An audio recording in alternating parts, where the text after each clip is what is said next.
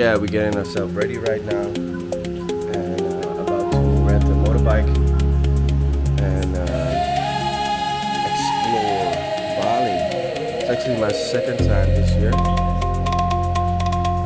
first time I was here I was alone, and I think I was here for a visa trip, and ended up not really exploring or renting a bike, just chilling and doing some work. Now I'm trying to mix the two and cannot forget to vlog, of course.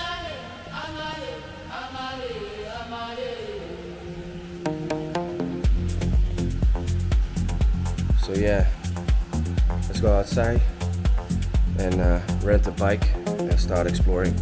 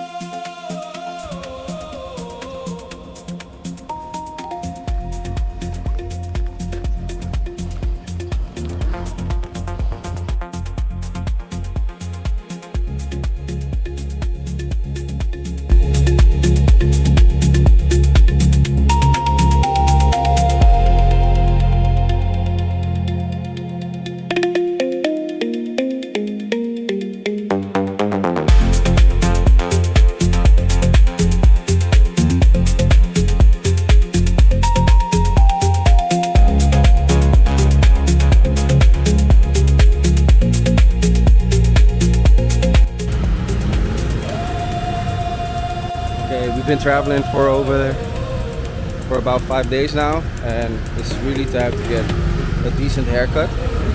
So I just drove past Unique Ink. Let's see if they got time.